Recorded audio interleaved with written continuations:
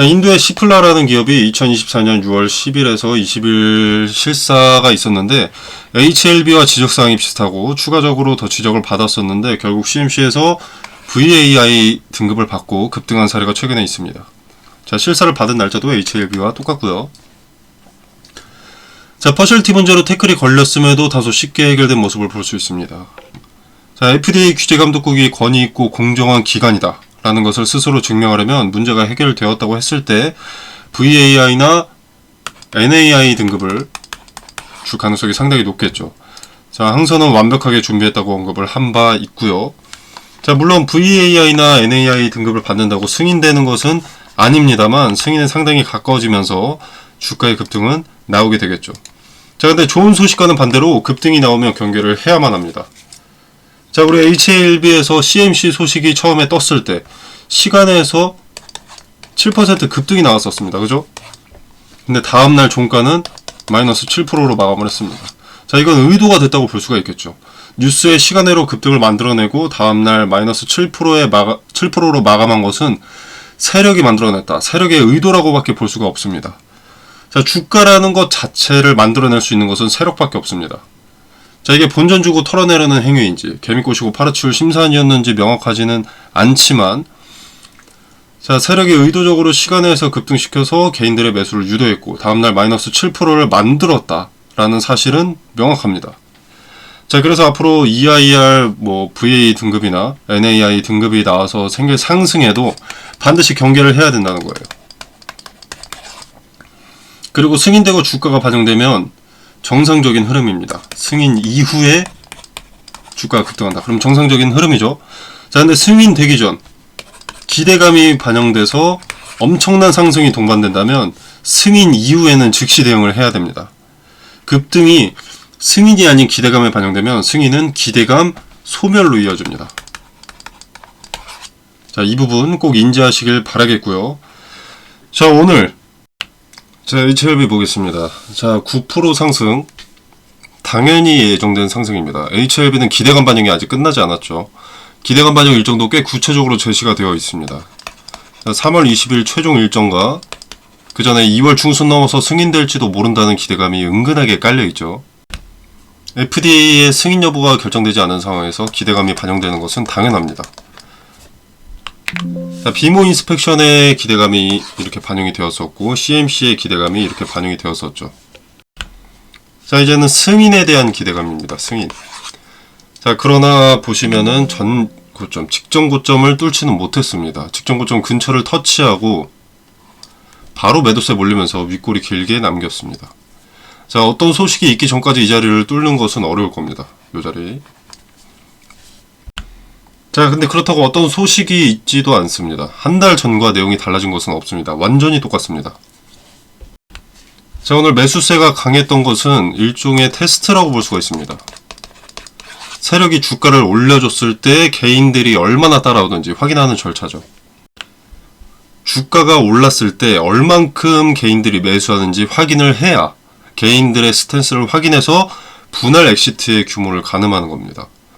자, 그리고 HLB에 대한 기대감이 유효하다는 것을 보여주는 행위죠.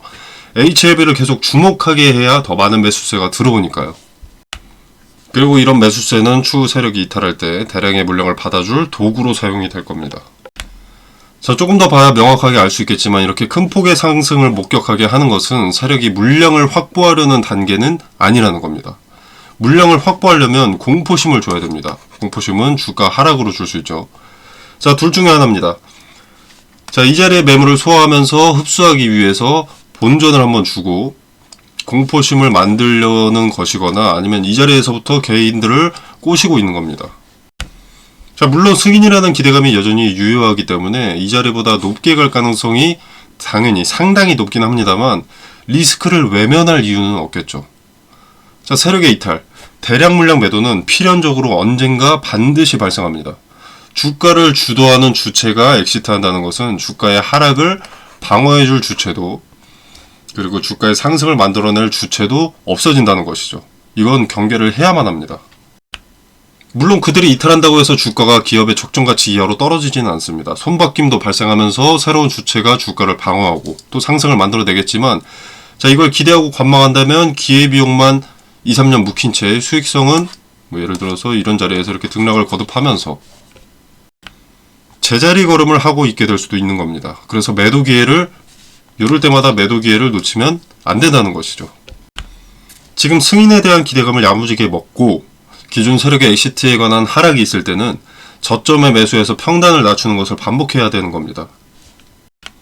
너무나 당연한 말이지만 생각보다 쉽지 않습니다. 그죠?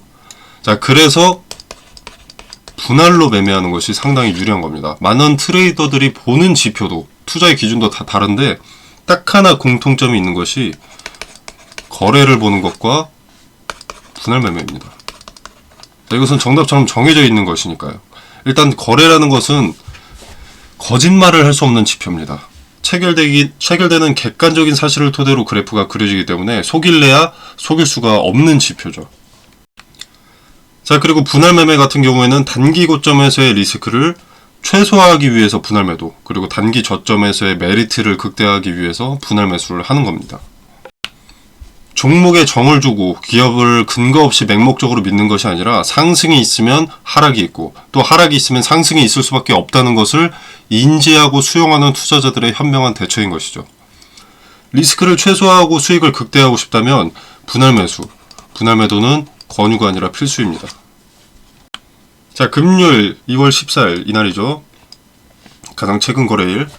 자, 이날도 보시면 직전 고점을 돌파하지 못했습니다. 직전 고점 부근에서 강한 매도세에 저항받고 꼬리 달면서 내려오는 것을 볼 수 있죠. 자, 이때 직전 고점을 터치하고 돌파하지 못한다는 것을 목격했을 때 그것을 인지하고 수용해서 분할 매도를 했다면 85,000원 부근에서 매도할 수 있었고 시간에서 매수를 한다거나 뭐 월요일 시초가에 매수를 진행하게 된다면 81,000원대에 매수할 수 있었던 거죠.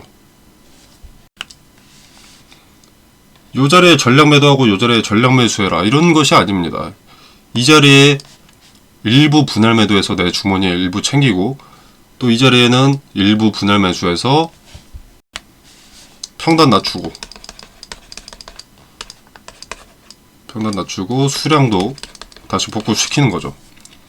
이런 명확한 힌트가 있는 이런 자리에서는 분할 매수와 분할 매도로 이익은 이익대로 챙겨가면서 리스크는 리스크대로 최소화를 할 수가 있습니다. 분할 매수와 분할 매도 타점에 대한 근거와 디테일은 텔레그램방에서 더 자세하게 설명을 드리도록 하겠고요. 텔레그램방 하니까 생각이 나는데 저번주 영상 링크가 좀 잘못되었더라고요. 그래서 수정해서 다시 올렸으니까 이제는 참여가 되실 겁니다. 자, 아무튼 투자에 도움될 정보나 분할 매수, 분할 매도 타점과 근거가 궁금하신 분들은 정보 받아보시면 되겠고요. 자, 말씀드리고 싶은 것은 리스크를 외면하지 말라는 겁니다. 승인에 대한 기대감이 있다고 하더라도 개인들을 함정에 빠뜨리기 위한 폭락, 폭등은 늘 동반됩니다. 기대감 일정이라는 것이 정해져 있고 머지 않았기 때문에 오히려 명확한 힌트를 갖고 시작하는 겁니다. 자, 무대응으로 일관하면 실력이 늘지도 수익성이 좋아지지도 않습니다. 꼭 방망이 짧게 쥐고 대응하시길 바라겠습니다. 자, 그리고 이제 HLB의 이후 스케줄을 좀 예상을 해보면 자, 일단 리보세라닙, 캄렐레주막, 이 병용치료제, 간암치료제가 미국 FDA 시판 승인 이게 있겠죠. 이게 가장 먼저 있겠죠. 그리고 이 시판 승인은 2월 20에서 3월 20일 요 사이에 결정이 날 겁니다. 자, 그리고 이제 두 번째로는 선낭암 신약 미국 처방집 등재 미국 시판. 자, 상업화를 오래 한다고 했었죠. 자, 이것도 기대해 볼 만합니다. 자, 그리고 이제 자회사 NK 치료제 유럽 3상 성공, 탑라인 발표, 그리고 이제 연계돼서 NK 치료제 글로벌 빅파마 기술 이전 계약도 생각을 해볼 수가 있겠고, 그리고 이제 이 간암 치료제가 만약에 FDA의 승인이 끝마무리가 되었다 라고 하면은 이제 그 다음으로 유럽 EMA가 있겠죠. EMA 간암 신약 시판 승인 신청도 당연한 수순입니다. 자, 이쪽은 약효보다는 일단 안전성을 더 우선시하기 때문에 오히려 이제 경쟁사로 언급이 되는 이제 옵티보 여보이, 이것보다 경쟁력에서 한 단계 더 앞설 수 있겠죠. 리보세라닙 기술 이전도 이제 생각을 해볼 수가 있고요. 자, 그리고 이제 미국과 유럽이 끝난다고 해서 끝나는 것도 아닙니다. 암은 전 세계 어디에나 발병하고 치료제는 반드시 필요하죠. 자, 이제 국내 식약처 또 있겠고, 그리고 뭐 아시아, 뭐 남미권 등등 간암 신약 시판 승인 신청도 예측을 해볼 수가 있습니다. 자, 미국 FDA와 유럽 EMA를 통과를 했다면 타국의 승인은 어렵지 않을 겁니다. 시장 규모는 뭐 미국이나 유럽보다는 작겠지만 전 세계의 공급망을 구축할 수 있는 재료라는 자체가 상당히 긍정적입니다. 간암 치료제를 제외하더라도 일단 활로를 뚫어놓는 거니까요. 또 이제 리보세라닙 플러스 캄렐리주맙, 이 치료제를 통해서 적응증 확대로 파이프라인이 다양해질 겁니다.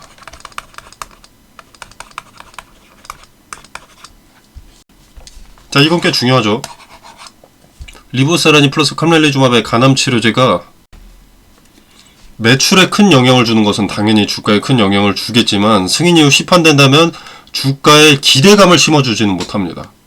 서서히 매출과 이익에 따라서 주가에 반영되고 실적 발표 시즌에 반짝 반영되는 수순으로 가니까요. 자, 근데 적응증 확대는 그만한 매출을 또 만들어낼 수 있다라는 기대감을 심어주게 됩니다. 재료에 대한 기대감이 옅어지더라도 새로운 기대감이 생겨나는 것이죠. 상당히 중요하고요. 그 외에 뭐 커트티 임상 일상 결과나 뭐 담관암, 신약, FDA 승인, 그리고 아까 말씀드린 유럽 EMA 간암 신약 시판 승인, 뭐 한국이나 아시아 남미권 간암 신약 시판 승인 등등을 기대해 볼 수 있겠죠. 아까 말씀드린 건 신청이고요. 자, 제약바이오가 어려운 듯하지만 제약바이오는 명확한 일정들이 있습니다. 임상 1상, 2상, 3상 등의 계획과 일정이 있고 보통 식약처나 FDA 승인을 위주로 다루기 때문에 기대감 일정을 잘 이용하고, 기대감이 아무리 막강해도 상승과 하락은 동반된다라는 것과 주도주체, 대량의 물량은 언젠가 반드시 이탈한다라는 것을 인지하고 수용할 자세만 있다라면 오히려 이용하기 쉬운 것이 제약바이오입니다. 자, 모르는 것은 죄가 아닙니다. 이제부터 하나씩 차근차근 배워나가면 됩니다. 아직 배움이 없다는 것은 달리 말하면 갈 길은 멀어도 오르막길밖에 없다는 말이 될 수 있을 겁니다. 여러분의 주식 투자에 있어서 참고서가 될 수 있다고 생각합니다. 텔레그램방에서 개별 종목 이외에도 추천 종목이나 검색기 설정법, 종가 매매 꿀팁 등 여러가지 투자에 도움되는 정보들을 공유하고 있으니까요. 확인해 보시길 바라겠습니다. 자, 텔레그램방 참여는 영상 설명란에 보시면 더보기 버튼이 있습니다. 자, 이 버튼을 누르시면 이렇게 링크가 기재되어 있고요. 이 공간 안에서 제공되는 정보 일체의 금전을 요구하지 않습니다. 여러분의 투자에 도움이 되기를 바라고요. 구독과 좋아요 부탁드리면서 마무리하도록 하겠습니다.